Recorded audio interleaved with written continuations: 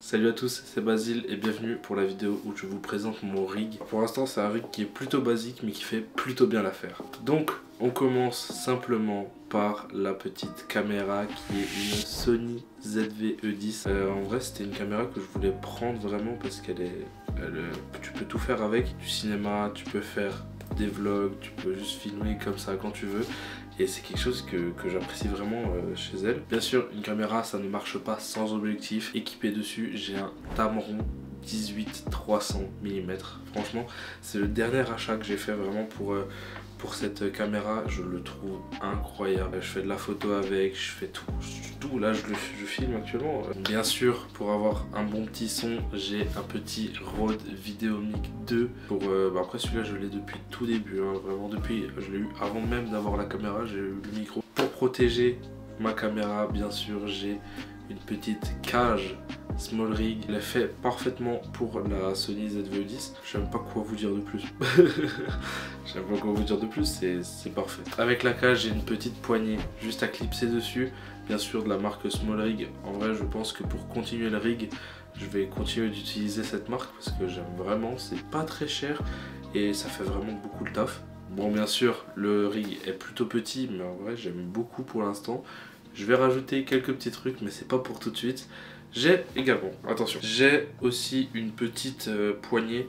C'est une poignée Handwear.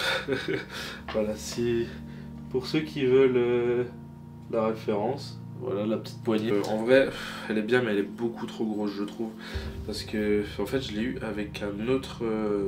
J'avais acheté toute une compile de trucs pour la caméra avec une grande cage et tout, des pare-soleil. Je sais pas pourquoi j'ai acheté des pare-soleil, mais la petite poignée beaucoup trop grosse, je trouve. Pour de toute façon, c'est pas compatible Small Rig, donc c'est beaucoup trop gros. Mais je la garde, on sait jamais, peut-être qu'un jour elle va servir pour autre chose, pour un autre rig ou pour quelque chose d'autre. Et voilà, c'est déjà la fin de cette vidéo. Si elle vous a plu, n'hésitez pas à la liker, à la partager et à la commenter, ça fait extrêmement plaisir. Ça aide à construire une grande communauté. Pour l'instant, on n'est que 38, mais ça va augmenter. Si vous voulez me soutenir sur mes courts-métrages, sur mes créations ou pour rendre les vidéos beaucoup plus professionnelles, j'ai ouvert un Tipeee. La petite spécificité, c'est que si vous avez donné, peu importe la somme, sur le Tipeee, vous pouvez m'envoyer la preuve sur Instagram avec une idée ou un projet que vous voulez que je fasse et je le ferai. Merci à toutes les personnes qui donneront pour l'évolution de cette chaîne.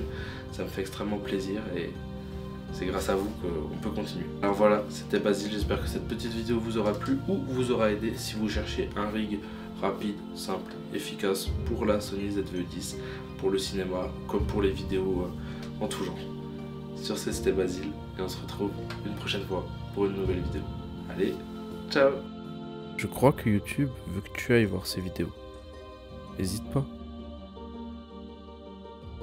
Allez, s'il te plaît, je sais que t'en as envie.